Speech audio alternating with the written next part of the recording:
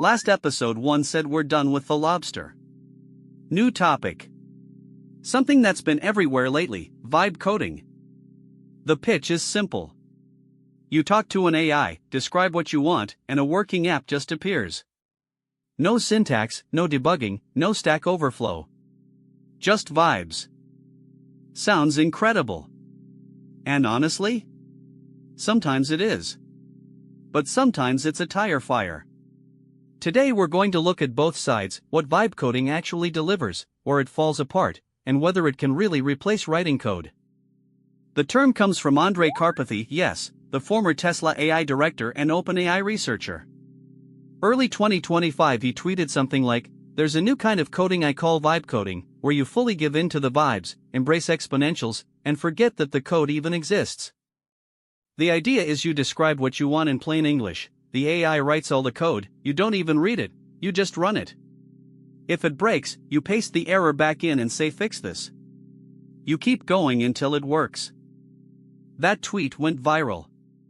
Suddenly everyone was building apps without writing a single line of code. Twitter was flooded with demos, full-stack web apps, mobile games, Chrome extensions, all built in 20 minutes by people who had never programmed before.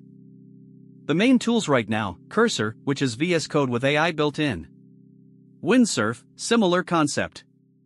Replit agent, which runs in the browser. Bolt and Lovable for instant web apps.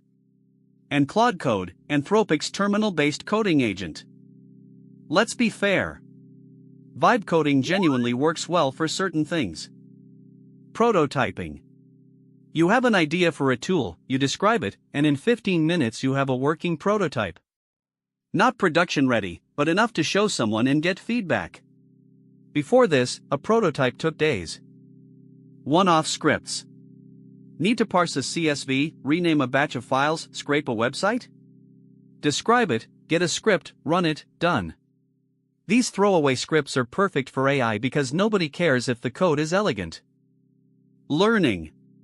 If you're a beginner, watching AI write code and explaining what it does is an incredible learning tool. It's like pair programming with a senior developer who never gets annoyed. Boilerplate.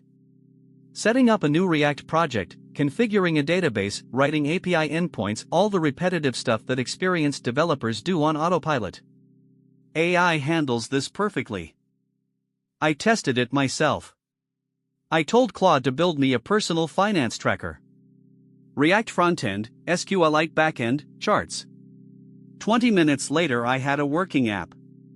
It wasn't beautiful, but it worked. The code was clean enough. If I'd written it by hand, that's a full day of work minimum.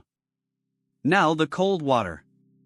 Because the demos on Twitter don't show you the other 80%. First problem, the complexity ceiling. Vibe coding works great until your project has about 15 to 20 files.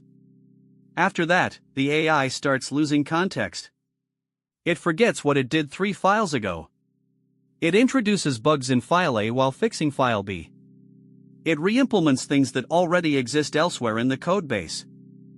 I watched someone live stream building a SaaS app with Cursor. First 2 hours were magic. By hour 4 they were fighting the AI more than working with it. By hour 6 they gave up and rewrote a chunk by hand. Second problem, the debugging trap. When something breaks and you don't understand the code, you're stuck. You paste the error, the AI fixes it by introducing a different bug. You paste that error. It fixes it again. 3 cycles later you have spaghetti code and the original feature is broken in a completely new way. This is what I call the ping pong of despair. Error, fix, newer error. Each fix makes the code messy. Experienced developers recognize this spiral. Beginners don't, they think they're making progress because each error message is different. Third problem, security. The AI doesn't think about security unless you ask.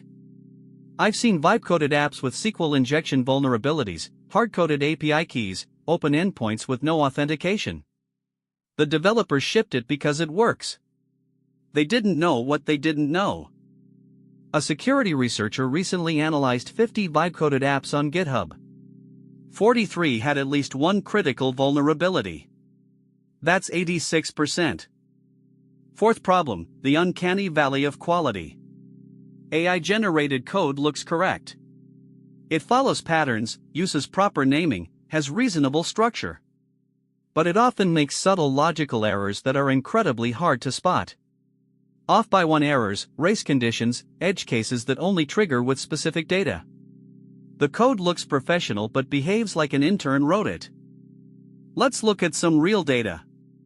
GitHub published a study in early 2026. Developers using AI assistants wrote code 40% faster.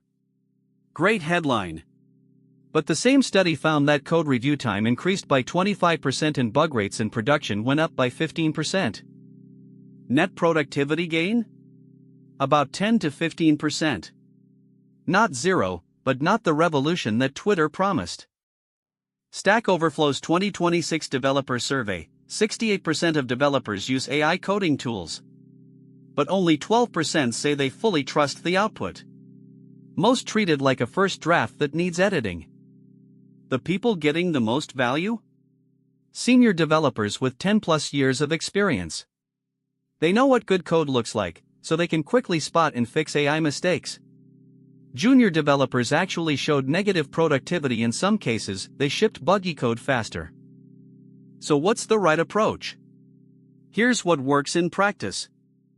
Rule 1, understand what you're shipping. If you can't read the code and explain what it does, don't ship it. Use AI as a drafting tool, not a replacement for understanding. Rule 2, small prompts, not big ones.